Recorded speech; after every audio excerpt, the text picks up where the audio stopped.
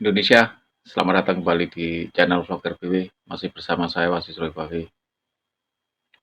Video kali ini yang agak sering-sering tidak upload ya. Jadi untuk kali ini saya akan membahas tentang kondisi sosial di sekitar kita, kondisi Indonesia saat ini. Dan kebetulan hari ini adalah bertepatan dengan bulan ulang tahun kemerdekaan negara Republik Indonesia yang ke-79 tahun.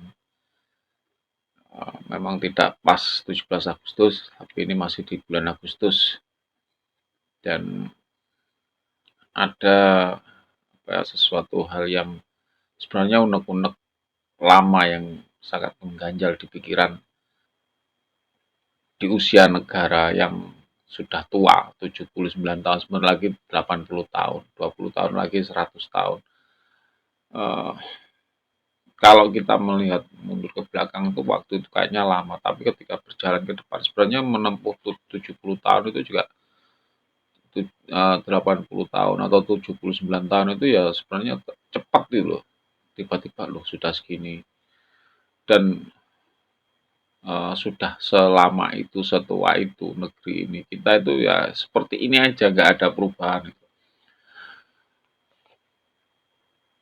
Kondisi sumber daya alam kita, negara yang sangat kaya, yang seharusnya menjadikan kita itu sebagai bangsa yang besar, bangsa yang kaya raya, gemah ripah, lojinawi. Nah, malah semakin tenggelam gitu loh. Nggak ada greget yang seharusnya kita tuh menjadi semakin lebih baik, tapi kok kelihatannya tuh semakin mundur, tambah ruwet gitu loh. Dan saya pikir butuh kesadaran kita semua untuk membangkitkan negeri ini. Jadi kalau kita nggak segera menyadari kondisi kita, tidak memahami apa yang terjadi dengan hari ini dengan kita, ya kita akan seperti ini. Bahkan nanti bisa-bisa ya hilang gitu, ganti lagi, berubah lagi. Kan seharusnya kalau melihat sejarah dulu itu sudah ada mungkin dari zaman dulu ada Kutai, ada Sriwijaya, bahkan yang masyhur itu ada Majapahit, harus hilang, tumbul tenggelam, hilang, berubah lagi. Dan yang ironis setiap terjadi seperti itu pasti ada menimbulkan sebuah uh, kerusuhan, korban itu, memakan korban itu kan sayang. Terus kapan kita itu mau mau berubah dengan kondisi seperti ini. Sehingga uh, saya tuh berharap, bermimpi lah bagaimana kita itu adem ayem, berpikir bagaimana membangkitkan negeri kita itu loh. Orang luar itu sudah mencapai apa ya kemajuan yang sudah sedemikian rupa, kita masih seperti ini. Kadang orang itu mencemooh gini, orang-orang yang berpikir negatif itu, apa teknologi itu hanya untuk membuat karena dianggap kan teknologi itu seperti apa mata pisau itu loh, seperti bila tajamnya pisau itu loh, bisa dia ketika tepat ya bisa membantu, ketika enggak juga melukai gitu. Dan rata-rata orang yang ketika ngomong teknologi itu yang dibayangkan adalah semacam IT, eh, eh, komputer, ponsel, teknologi seperti itu. Padahal yang namanya teknologi itu kan tidak hanya itu aja gitu loh. Sekarang penemuan tentang kesehatan itu kan juga dengan teknologi gitu loh. Orang yang dulu penyakit apa tidak diketahui, akhirnya dengan teknologi bisa diketahui. Kan itu sebenarnya juga teknologi juga itu. Itu juga melalui sebuah sains, ilmu pengetahuan itu. Dan uh, apa kalau di luar sana ya. Jadi teknologi itu berasal dari uh, apa ya, contoh gini, ponsel itu tidak ditemukan oleh, misal hari ini kita punya apa, Apple ya, ya tidak semuanya itu dari Apple gitu loh. Banyak banyak apa ya, awal ide membuat ponsel kan tidak langsung ada Apple seperti itu, atau tidak ada langsung ada Android, kan enggak tuh. Melalui sebuah proses yang panjang, melalui pemikiran banyak orang, tidak hanya mereka itu sendiri yang awalnya dulu kan dari listrik, listrik terus akhirnya berubah radio, radio menjadi radar, radar berubah, ditemukan lagi eh, televisi, kamera, atau kamera dulu, kamera juga paling lama, juga lama. Dari teknologi-teknologi itu semuanya berkembang karena apa ya? Dari teori ini orang memunculkan ini lagi sampai akhirnya semua itu terangkum menjadi satu perangkat yang menjadi ponsel. Artinya gini, teknologi yang dicapai hari ini itu sebenarnya juga hasil pemikiran banyak orang, bukan satu tempat, satu daerah, tetapi banyak daerah, banyak tempat, banyak banyak pemikiran, tidak dihasilkan satu orang, sehingga terjadilah sebuah teknologi yang ada hari ini. Dan itu nanti juga berkembang lagi, apa ya, fastabqul khairat lah, berlomba-lomba dalam kebaikan. Jadi orang-orang itu berlomba-lomba eh, apa ya, berpacu dengan teknologi untuk membuat penemuan, sehingga muncul otomotif, muncul ke apalagi ya, kesehatan, ke IT, terus di kehidupan sehari-hari. Jadi semua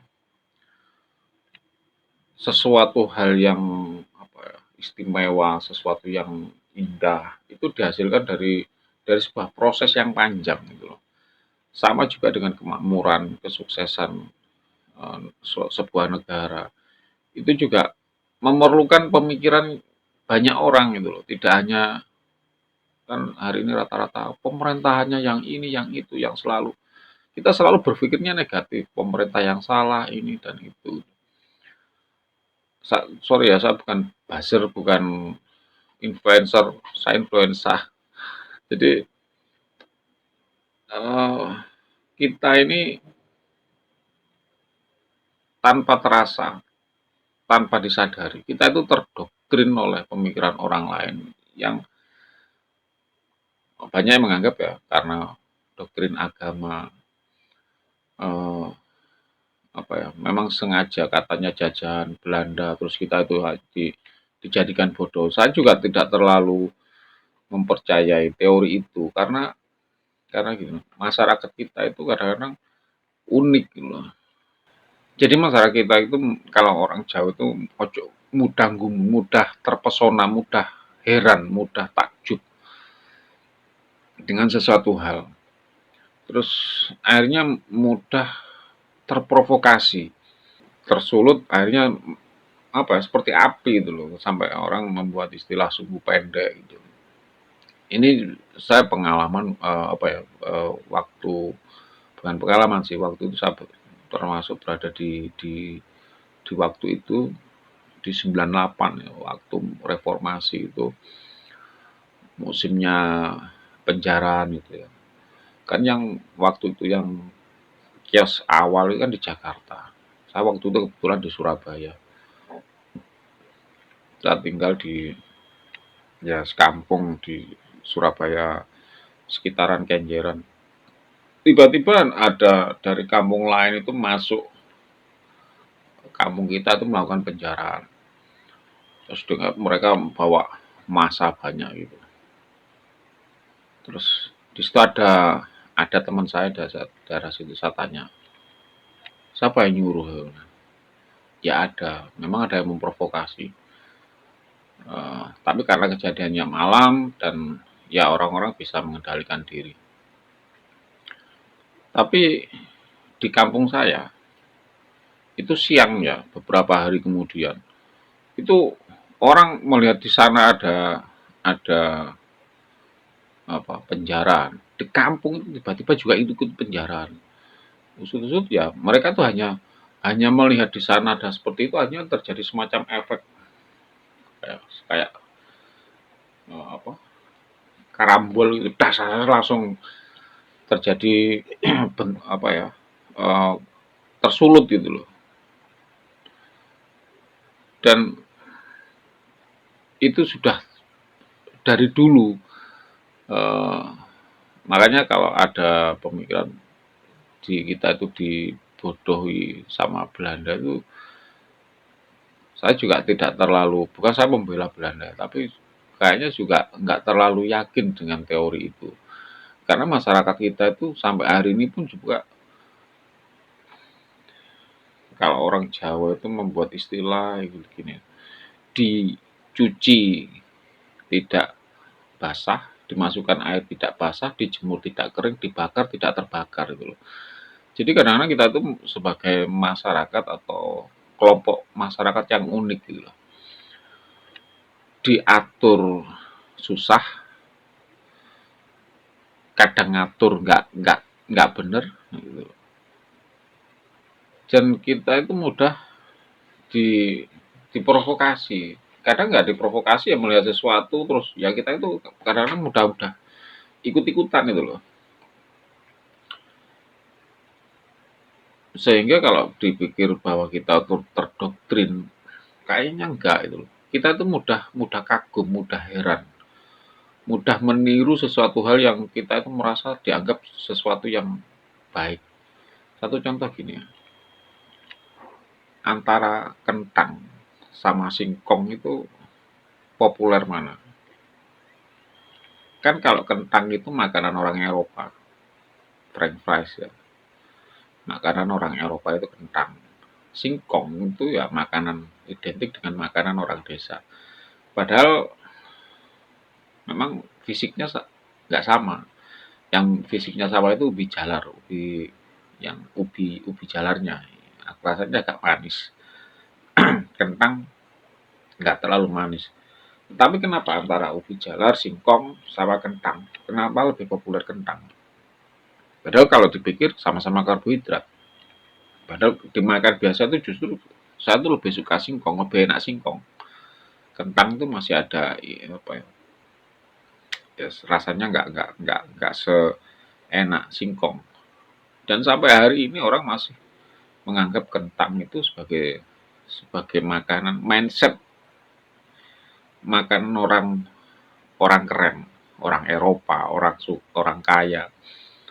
Yang membuat seperti itu siapa itu?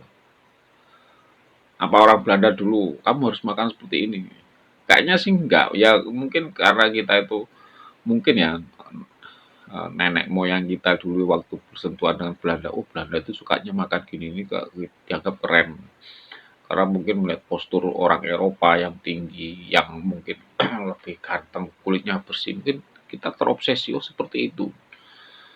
Terus ada lagi orang yang berpenampilan berjenggot, berpenampilan, seperti apa ya? Kalau melihat orang Arab itu kan terobsesi gitu loh. Sebenarnya nggak terdoktrin, kita terobsesi dengan sendirinya dan akhirnya kita itu tanpa terasa itu menjadi terdoktrin. Mungkin awal-awalnya mungkin seperti itu.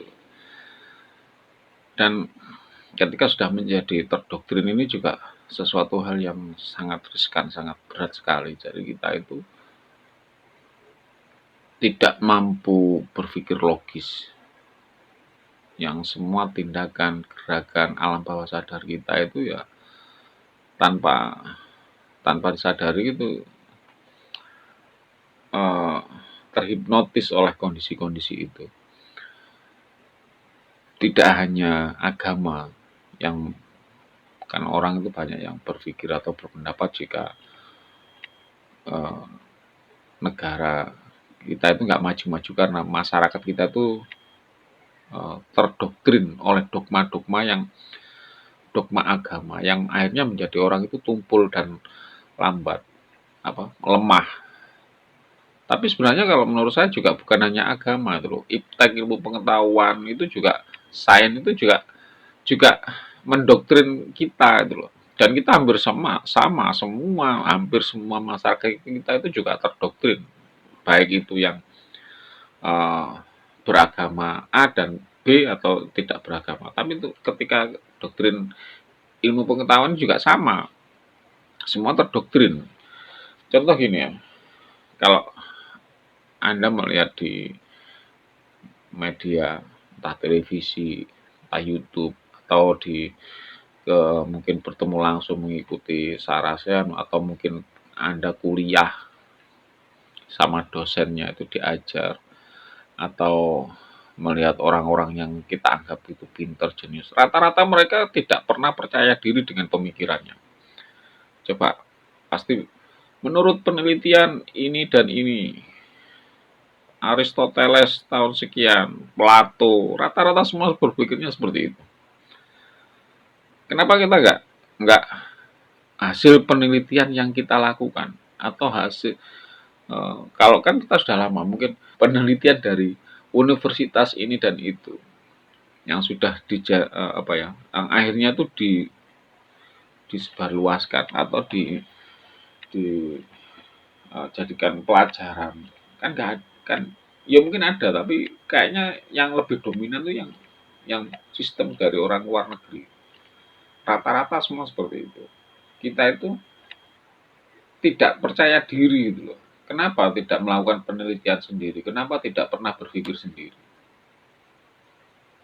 Ini sesuatu hal yang sangat penting. Itu sama beratnya dengan doktrin agama tadi, dogma itu.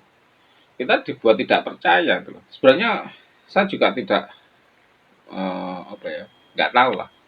Karena saya juga tidak berada di waktu itu, di masa-masa itu. Oh, orang kamu harus seperti ini. Kalau memang agama memang didoktrin, itu memang doktrin. Sama sehingga waktu kecil harus seperti ini dan itu. Tapi kalau yang pelajaran itu saya nggak tahu zaman dulu apa ya memang juga demikian. Dan tanpa kita sadari semua rata-rata seperti itu. Sehingga kita itu tidak memiliki rasa percaya diri tentang kita yang seharusnya kita itu melakukan sesuatu hal itu ya punya jati diri gitu loh. Bukan hasil distorsi orang lain, orang Jepang dia mungkin punya jati diri, pemikirannya adalah konsepnya orang Jepang, orang Cina juga orang Cina, terus mana lagi orang Eropa yang mereka punya apa mindset mereka sendiri. Hari ini Thailand juga mulai berkembang dengan ciri khas dia, Vietnam, kita yang termasuk lama, orang-orang lama katanya, termasuk apa ya, uh, sudah didengkot, tapi kita juga nggak pernah punya ciri khas pemikiran this is Indonesia, inilah saya gitu loh. Nggak ada. Kita masih belum ke sana, kadang-kadang kita malu-malu atau kadang-kadang kita tuh ragu-ragu. Dan ini yang perlu kita apa ya, kita bangkitkan rasa rasa cinta tanah air. Bukan hanya berarti ketika apa ya, kita tuh harus angkat senjata perang, itu bukan, tapi kita memiliki kesadaran bagaimana membangun negeri dengan konsep dan pemikiran kita sendiri, bukan karena apa, terdistorsi orang lain. Dan itu sangat urgent yang seharusnya kita harus memulai.